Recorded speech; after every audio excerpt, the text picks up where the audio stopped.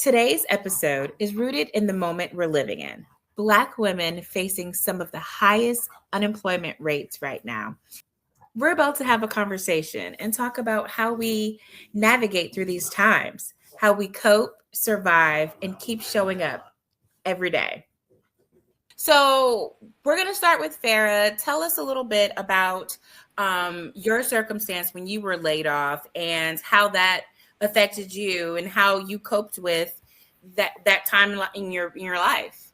So I was laid off before the election. So before all of what's going on today, and at the time, a few years prior to that, I made a choice to be ready just in case I was ever laid off. So I got onto my husband's insurance. I had my baking business that was going, so I was making money that way. It wasn't nearly as much as money as I was making working IT for almost 20 years, but I could still go do the grocery shopping like I usually do. What else did I do? We may not be able to go on like a lot of trips like we were before, but we're maintaining, so which is good. And like I said, I prepared myself for it. And so now that I'm seeing all these women, especially women of color, that have been laid off, I'm just hope and wish that they had a plan in place. I'm in the finance industry, but I'm in the technology field. So my industry is pretty much not recession proof, but recession resilient. So if there is an issue, I'm like one of the last people to actually feel it. And I have been blessed that I have not, had that issue, of being laid off yet. I have had some coworkers who have been laid off. And the way that they do it in my industry is that they start with people who are who are working outside of the norm. So like people who, like, I'm in a hub city. So they start with people who are working for the company, but they're not in hub cities. So, and that's just because, when they do have that, work, go, return to office initiative, or when they, start making people return to the office, there's no excuse for the people who are currently working not to have a building locally to where they live to go to. So, so right now, my company is experiencing like layoffs, but like I said, it's for the non-traditional, people who are who have non-traditional working conditions that they are letting go first. But if something like that was to happen to me, I'm lucky in the fact that my husband is in a recession-proof. Now his industry is recession proof because he's a truck driver, so he'll be working up until that there is no need for truck drivers, so whenever we just had some, medical issues that affected, both of us, not at the same time though. Thank you, Lord. But, when one of us is experiencing a medical issue, we have his money that he saved up in the, to fall back on. I, on the other hand, like all of my money goes to, my bills or whatever, but I'm trying to become a saver like him. He's rubbing off on me, but, and I say that to say that I think that, since we know that this issue is affecting Black women at a higher rate, I think we all could benefit from becoming savers, and I know I could do a little better, and I'm trying to do better at that. And that is what I'm working on. That is what I'm spending my 2026 and 2027 on, is trying to save a little bit more money, just so if something does happen, I'm able to, we're able to, continue our way of life. Amy, welcome back, lady. So can you talk a little bit about, like I said before, you're raising women, young women, and I think it's really important. How are you preparing them for this job force? 3. How are you preparing them these days? So my oldest recently graduated college 2 years ago. And like the world is very different from our days of graduating high school, going to college, and getting a job. Um, a lot of her friends are doing content creating. They're getting married, and some for a lot of them that was their end goal. Believe it or not, some families are still teaching daughters to go to college and get married. Get I, that MRS degree. yes. So she's had at least five of her friends that got married right after they graduated, like literally the week. And the hardest thing for her is trying to find a job. You know, she did internship, but trying to find a job, and she's in IT and she still can't find a job. So we prepped her prior to this with, you know, I'm married to a serial entrepreneur, has several businesses. So training the girls and teaching the girls the t-shirt business. He has a studio, showing them how to work and use the equipment in the studio, um, allowing them to take that at their own creative edge. The t-shirt business we totally just gave to Peyton. That's hers. It's no longer ours, and she's cross-trained her sister to teach her. So just finding multiple things that you can get into in the event that a career is either delayed or cut off for you. Um, I was a stay-at-home mom for 7 years or more because I was laid off, you know. But I used that to tap into another degree that I had and another certification that I had. You know, I had my child development associate, I had my director's credentials. So I made myself a consultant to assist others in opening their business in their daycare. My mom, you know, I was raised by a single parent. So after my parents divorced, I saw my mom working. After we moved here from Virginia, mom worked two jobs before she got to the Sentinel and stayed. And I saw how she did. And that's kind of how I patterned myself with my life with my girls. Make sure that you always have something going on so that you can, one, assist your household if necessary, because, you know, it could be you, it could be your husband. And two, if you don't have anybody, that you can depend on yourself to take care of yourself. And that's a lot of things. I got married late. So I really had to really build, I'm an IT major as well, and Tara is as well. And so what we did, we're serial entrepreneurs as well. And so it was easy for us to start those businesses because of our background, but we ran a lot of the things ourselves, like web page design. We did it ourselves. The e-commerce side, we did it ourselves because we had experience in that. So draw on your experience and go into something that you could make money doing. You know what? For me, the second time I actually got laid off was I felt like I was at the height of my career. I was working at a network, a regional. So I was working with the Clippers and the Angels, like traveling, you know, to China and all of these different places with these different teams and working with the athletes on a day-to-day basis. But I got laid off out of the blue. And that's because they were making cuts within our company. And 2 weeks later, I ended up winning an Emmy.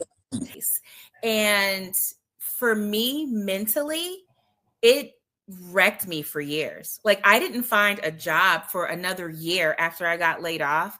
And it really did a number on me. Like, honestly, being in Tara, you're in corporate America, you know, I'm sure, because I was in corporate America as well. I'm sure, you know, there's not a lot of people that look like you. No. How do you, that's what I'm saying. Like, does that play a role in your day to day with your confidence or anything? Or are you just, you know who you are and you walk in with confidence every single day? No, I think I've been at my company long enough and around my team long enough so that I have proved myself. So a lot of times I am the go-to person right now. And I know that and like I said before, um, me and my husband, we had some medical issues. So I was actually out on medical leave, for a couple of months this past year.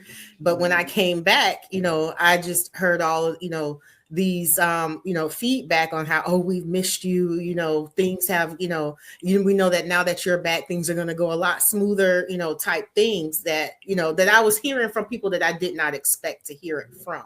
So I think it's because I have been there so long now. I've been with my company for about 18 years now.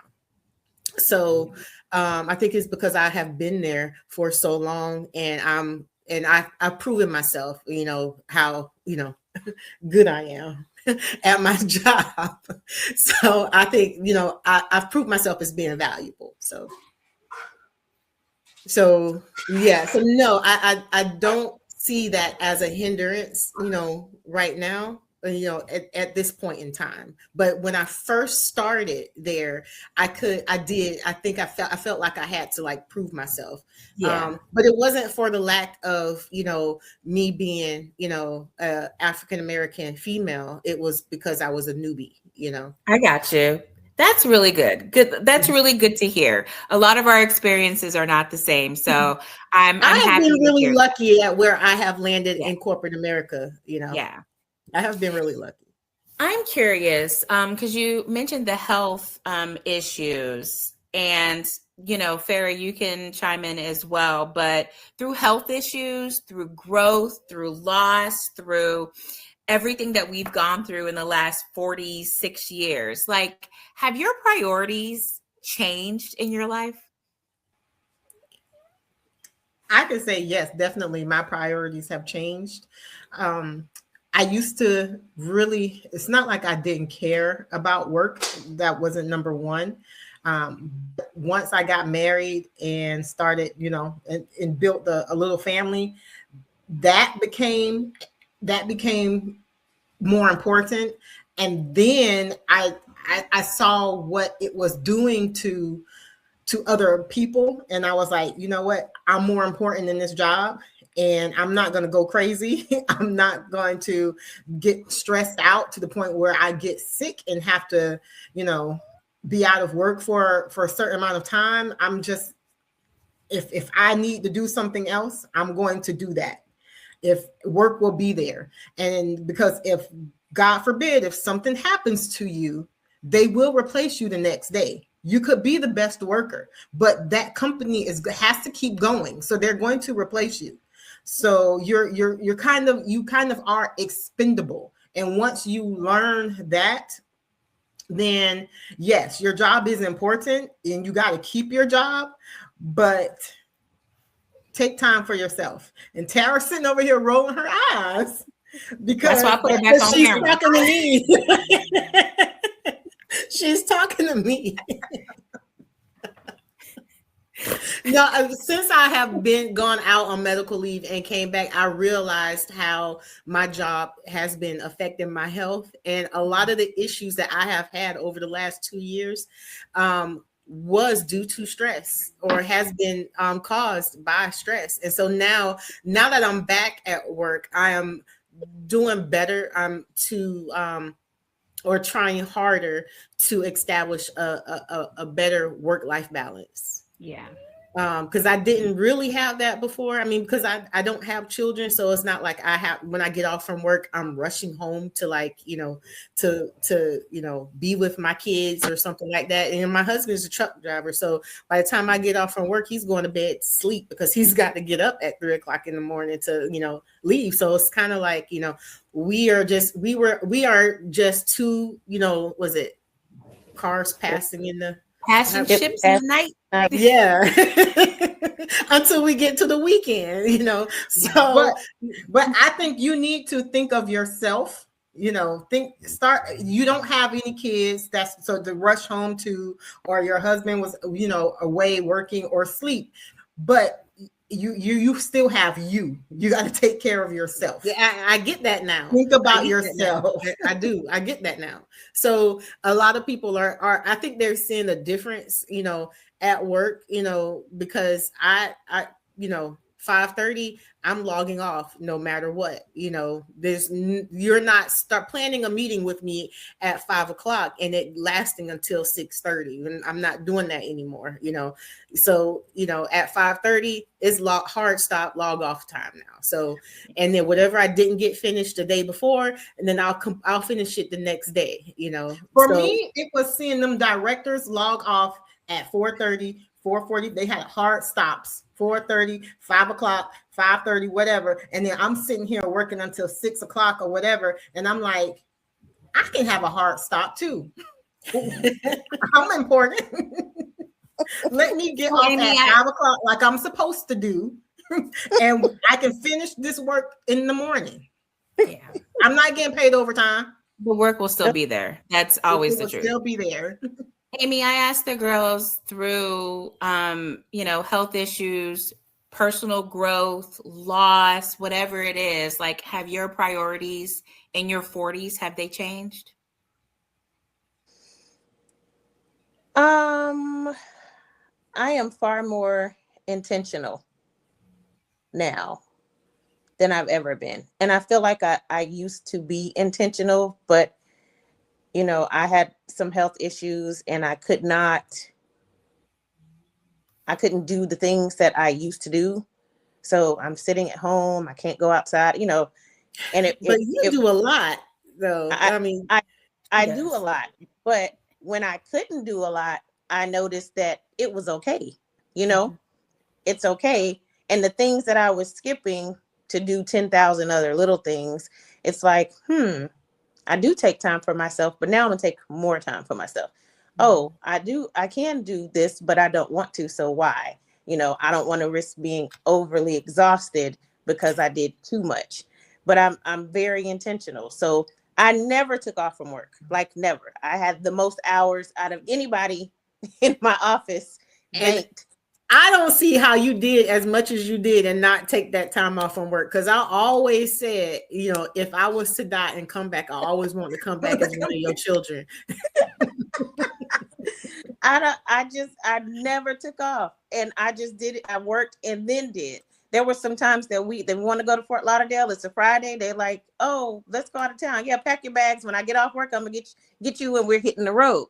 Now I do. I took off about 2 weeks ago just because my husband said he wanted to grill oysters. My cousin was like, I'm off Wednesday, but you work. I said, oh, but I have like 300 and something hours. I'm taking off, and I'm gonna sit at home and I'm gonna have oysters, and that's my time. So when I got back to work, everybody's like, you okay? Yeah, I'm good. I'm taking my time for myself. Because you took the time off. Yeah, you're good because you took the time off. Yes. So I'm very, very intentional. And I wasn't necessarily before. I was kind of on autopilot, just go. What made me realize that I need to take time for myself, before I went on maternity leave, the company I work for, they decided to get a new platform for the website. So there was re-platform everything, brand new site. I was head of the testing of the whole thing. So not only that, I also had to create all the test scripts that everyone would be using for their respective sections of the site to test the site. I had to put all of that together. And testing wasn't going to happen until I was away on maternity leave. So I set everything up.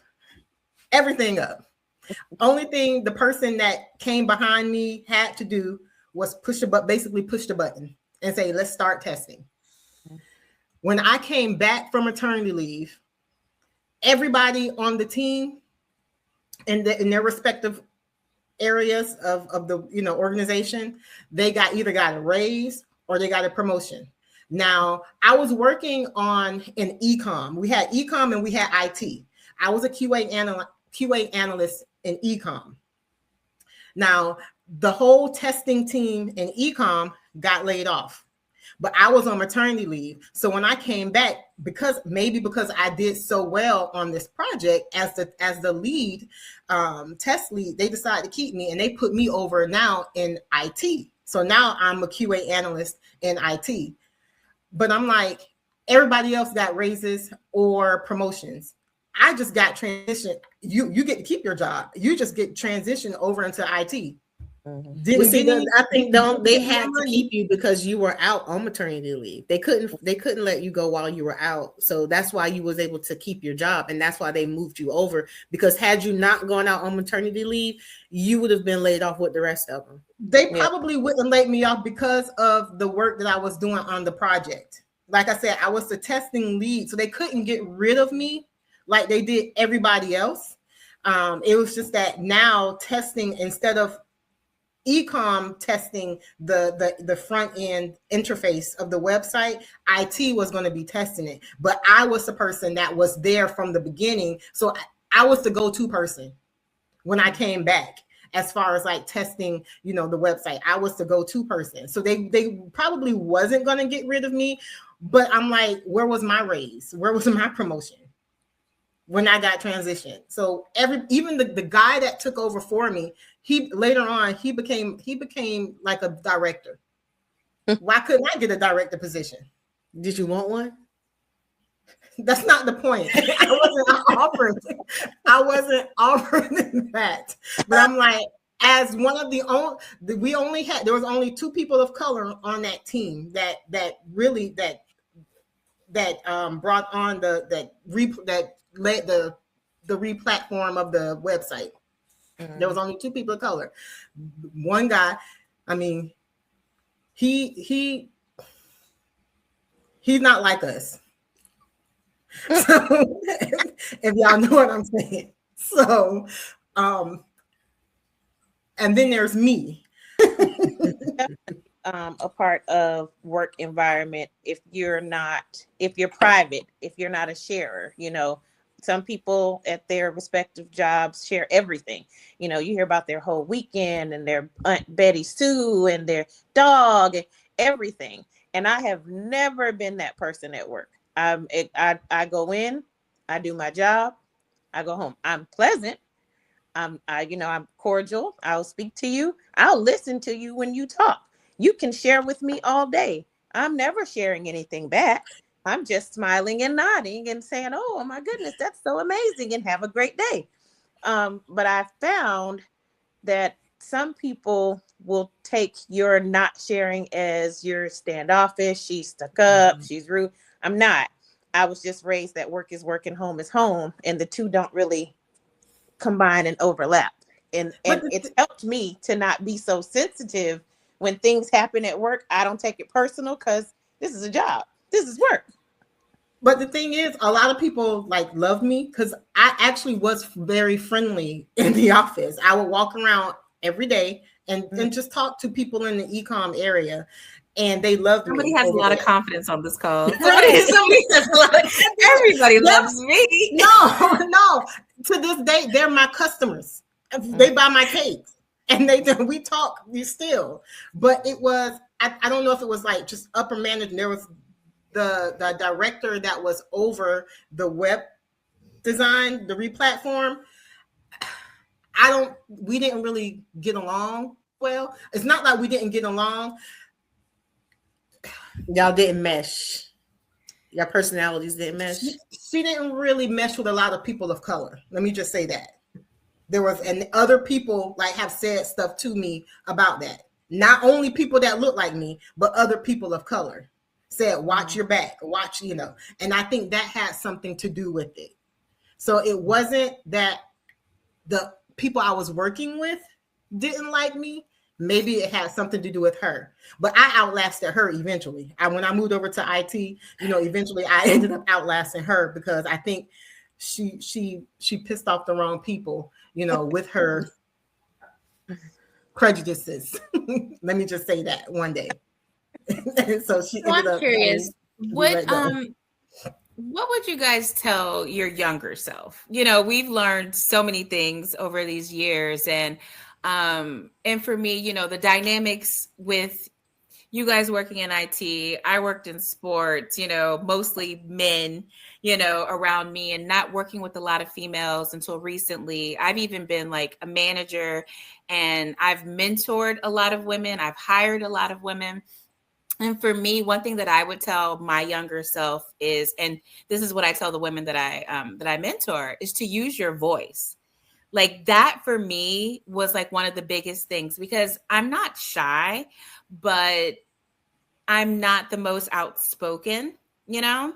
I did a fantastic job at work. But I've had people tell me like, you should talk more. You should speak up more. But I'm curious, what would you tell your younger self?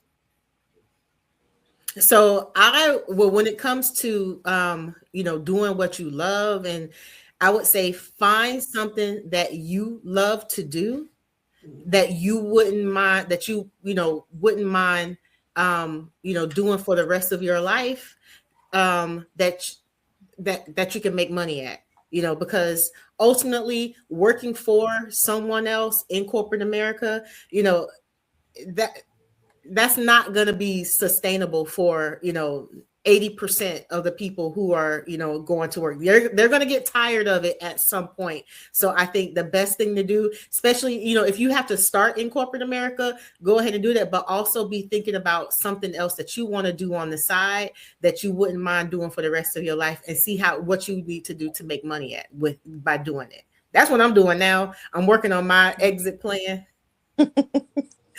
So so that's what I'm doing now. But that's one of the things that I would say. And then as far as the corporate America part, don't be afraid to leave your job. A lot of people stay at their jobs too long. Yes. Don't be afraid to leave. That is the one thing that I am learning about this younger generation. Mm-hmm. Child, they be like, I'm good. Like, give it 2 weeks. 2 weeks. You tell them, okay, you got to work the 6 a.m. shift. And they're like, what? Nah, I'm not a morning person. I'm good. And they will leave. I'm like, do you know where you work? But I have gotten to the point where I totally understand. I understand that it's not all about a paycheck. It's not all about that corner office. It's not all about a title, and it's about being sometimes happy. You got to get out there, whatever that looks like. I mean, I don't know if I've reached happiness yet, but am I taking care of myself? But you're absolutely sane. Your sanity. You have your sanity though. Yeah. Well, that is I almost lost mine. Prayer. That is prayer and therapy right there. Okay. Lots of prayer. We'll get into therapy next time. I would say, yes, I would agree with Tara. And I would say as well, don't be afraid to hop around to different companies, especially in IT. So when Peyton gets a job in IT, stay there for a few years, learn everything she can, but then start applying and looking for something else. Because the more I got complacent, I've only had maybe three corporate jobs in the 20 years that I worked, in IT. And I probably should have had more, because I probably would have been making more money. When you leave a company and go to another company, they pay you more. But if you stay in the company and you grow, get promotions, your promotions are not going to be as much as if a new person coming in. Yeah. So usually the new people coming in make more money. So I would say, don't be afraid to hop around to different companies. Also, when you do that, you learn different cultures and you learn different personality types and different people as well. So don't be afraid to hop around to different companies, because then you can use all that knowledge in your own business one day. Because companies take advantage of the knowledge that you're bringing from that other company. Yeah. Mm-hmm. Yeah. That's why they pay you more. Yeah. So I would tell my younger self, one, you can't do it all, so don't try. And two, leave sooner when it comes to job work. Leave sooner. And that's something that I just in the last 3 years discovered, being in one place for so long and not growing. My mom has a conversation with us often and says, well, why are you comfortable? You shouldn't stay anywhere long enough to be comfortable. You need to upset the apple cart and move. And she's been telling me that for years. And it wasn't until about 3 years ago that I had someone that I used to work for that went to another location that called me and said the exact same thing. I told her no for 4 months. She said the exact same thing my mom said. And I was like, you know what? It's time to go. So I would Upset the apple cart. Yep. I would always, I would say you can't do it all. That's a word. Leave sooner. Push yourself. I think that was a really good conversation about where we are right now with unemployment, but then also, like you all said, just being prepared, seeing, what else you can do, what skills you have, and you can bring to the next chapter in your life. So that's kind of cool. And we'll be back for another conversation, more episodes coming up. Thank you guys.